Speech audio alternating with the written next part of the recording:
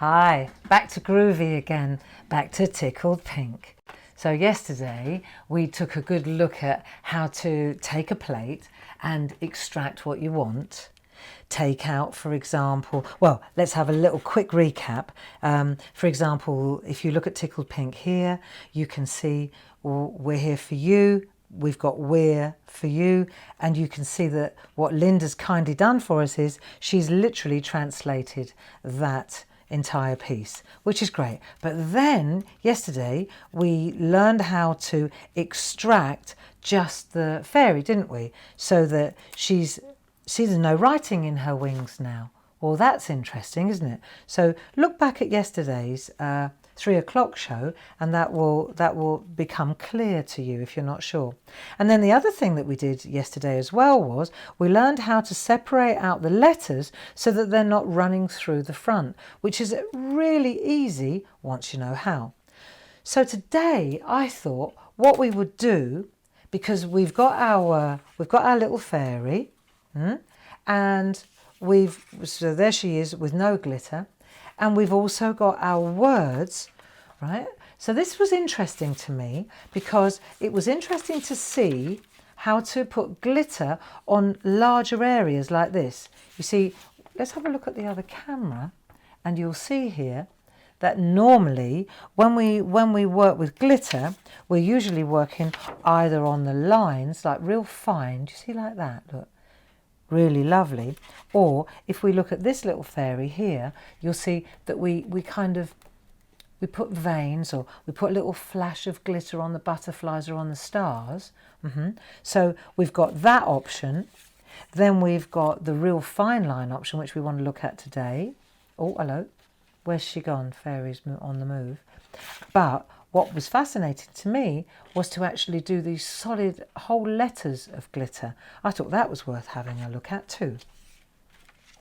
So let's just check how to do this. Let's start by using our sticky ink. This is what we're going to use now. Sticky ink and a mapping pen. And we'll go with the lovely delicate fairy that's already been coloured in. So let me just put this to one side for a moment, and let's come over here so we can see it better. Now we're cooking with gas.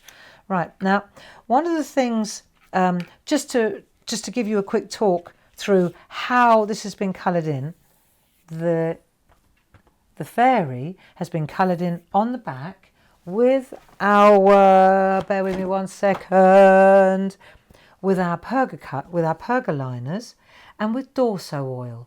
So that's why it looks so gentle. It's just layer on layer, just gently does it, and it's the Dorso oil that makes it look so super smooth. And we work on the back so that when we turn it over, the white line art still prevails. You see, so even on a dark matte, you can see that the white hasn't changed colour. It only changes colour when you put it on the light. So now we want to add glitter to this area so that you can see the difference. If we hold this to this camera, you can see it's like a before and after. So this is what I want to show you now. What we're going to do is use our mapping pen and sticky ink. So let's just take the lid off the sticky ink. That's the first thing. It's great stuff, this Pergamano. Really impressed with this gear, because what's interesting is, let me just take a piece of copy paper to the side as well. What I love about the sticky ink, go on, nearly knocked it over. That would have been a show to remember. What I love about the sticky ink is it stays sticky until you put something on it.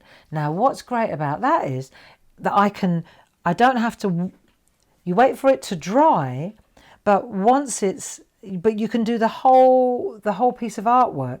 Even though it's sticky, it will take the glitter very easily. Now, one of the other things is that I want to just prime, let me come into this camera for a minute. I'm going to prime this is water in here. I'm just going to dip my mapping pen in water before I start. Another thing I wanted to say is when you buy the mapping pens, don't be confused, because they come to you because a lot of people, they think, what have they sent me? See, it comes like that, but you pull it out of there and you turn it round, and then you've got your like calligraphy nib, like so.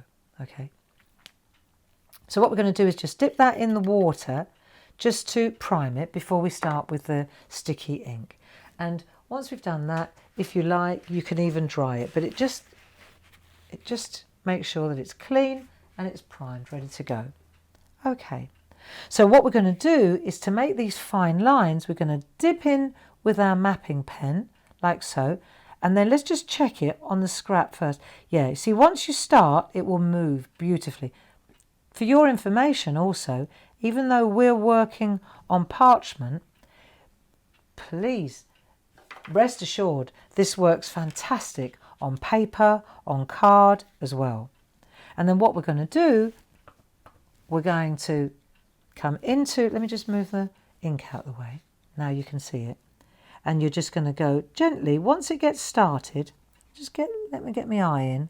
Once it gets started, it's easy, and you'll see, right, here we go, and then you just go along the embossed line like that, and you just very lightly, the lighter you are, you'll be surprised how much glitter will attach itself, and you just go through like so. I just want to see if I can see that it's wet. So it just depends on the light hitting it, doesn't it? See, and then you just trace through the white lines, and every now and again I find you just press, when you get to a join, just press lightly and it will just bring in more sticky ink. It's like a calligraphy pen. It holds the sticky ink in this well at the back, and all you have to do is just press down lightly and then just start guiding it through again. So it's quite straightforward. It's very relaxing. And the thing is, there's no rush, because the ink will stay wet until you're ready to put glitter on it. And one thing that I do know is that I have to, every now and again, let me just show you, I have to hold it to the light. I have to offer it up to the light, because I can see immediately where I've gone and where I haven't gone. So when you're doing this, you go in and then you hold it up and you go, oh yeah, I missed that line. Go back down, hold it up. Ah, I need to do that line. You see? And that's how you know. And it dries shiny. It doesn't go off so that the glitter won't stick, but it dries shiny. So that's the first thing. Top tip, it's a good idea when you're using a mapping pen to reserve that nib for sticky ink. Just leave it like that. But wash it in between. Just put it in the water. Just get rid of the excess. Because that way, because it stays sticky. For sure, it does get sticky. So when I've got access to my sink, my tap, I'll just run it under the tap and then it will come out lovely. Okay, so that's the first thing. So that's my sticky ink nib. Now, let's just put that to one side, because there's no rush to add glitter to that, because as I said, it will stay sticky until I put something on it. So let's pop that one there, let that dry. I've only done a couple of the little veins, but you get the picture, you've got the information. Now let's look at how do we do the solid big fat letters, because you're not going to do that with a mapping pen. That would take forever. So let's have a look. The first thing is, here we've got Tickled Pink. The first thing to do is to take your Perga liners. Now, interestingly, see on the back, you can colour on the back, or normally you colour on the front. Now, in this instance, we're actually going to colour on the front. So you need a good sharp pen, and you're going to stay within the white lines. So you don't want to go over the white lines. So what we're going to do now, we're going to add colour. We're going to add colour on the front with our polychromos, with our Perga liners, but you're going to actually add the colour to the front. And you can go as thick, see? Blow, don't rub. if you rub, you'll tend to smear the pigment if it's crumbly, because when you press hard, they're going to crumble a little bit. It's normal. It'd be weird if they didn't. Right. So you just add your colour, but avoid the white line. Do you see? You get in, get right tight, as tight as you can get. Do all your colouring in. Do all your colouring in. Humour me here, we'll go to this one. Right, so it's dry pencil work. Dry pencil work. Then when you've done all your colouring in and you're happy with that, then we're going to add our sticky ink. But this time, instead of using a mapping pen, we're going to use a blending nib. Right, so it's got the same base, because they're ours, aren't they? But this time I'm going to use a nib. I mean, you could use a paintbrush, but you've got a lot more control with a little nib like this. And so what we're going to do now, and again, let's go to this camera. You'll see I'm just dipping this in the sticky ink. Right. Let's see if it gets going. Just let it go. I just need to now we're there. Right, so once you know it's going, then all we're going to do now is, for example, we're just going to go over the front, and you'll see that the the blending pen, it lifts a little bit of the colour, but it doesn't remove it altogether, trust me. Right, it certainly leaves plenty. There you go, look. So we put the sticky ink down there, and you just guide it through with your blending nib, and it will it's really easy to do. I tell you what, this is a lot easier than a paintbrush, guys. Right, so use your blending nib. So just to recap, you colour in from the front, and the blending nib, because it's so detailed, so fine, you can get right in the gully without touching the white. Even if you touch the white, it won't make any difference. Right, and then, so then again, like I said before, offer it up to the light, and you can see exactly whether you've got it or not, if it's shiny. And you put a lid on that, because I've read so many stories of people thinking that it's the glitter. Imagine that. Oh my days. Imagine taking your sticky off, you've done all that, take your sticky and go, bosh. Come on, hands up, who's done that?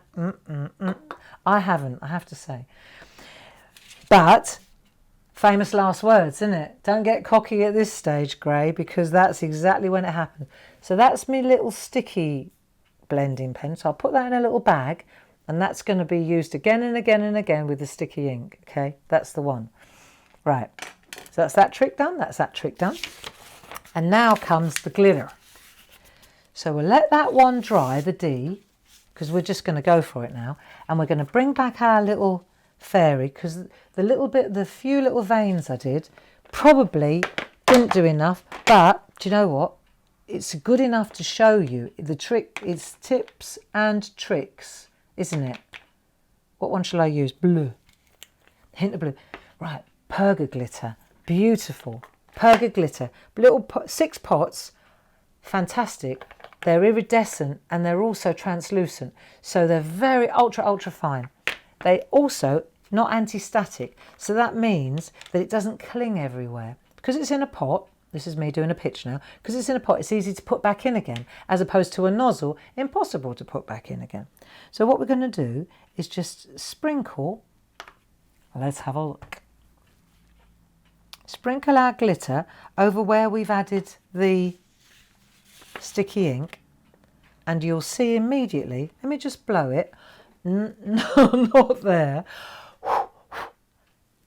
Try not to spit at your artwork when you do that. Right, and you'll see immediately, you'll see exactly where I added the sticky ink. You see, it only sticks where the sticky ink is. Isn't that brilliant? Right, so that's the first one. Okay, second one, let's bring in the big guns. Right, so now we've got our D for tickled. We're going to do the D. Right, so we'll use the same glitter. So we've got it out. We might as well just spread that around. You should really ideally wait until doesn't matter, it works like a dream. Just let me blow it again. I just got to do that rather than that, and then we could have one of our Kodak moments, couldn't we? So, and then you see what's great is that this, you make a little funnel like so, and then it just goes straight back in the pot.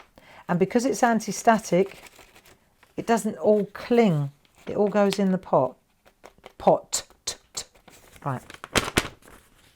Brilliant on card. Sticky ink works fantastic on card as well. Really does. The glitter works beautifully on card. So let's have a look at our D that we just coloured in. And oh, hang on a minute. There it is. So you can see, for example, that the dark colour here, that fuchsia colour, that's why we coloured it on top, because it goes to a lovely pink. Okay, that's that. So you can get it really bold, or you can get it really, really fine. What a gorgeous way to add a little flash of bling to your artwork.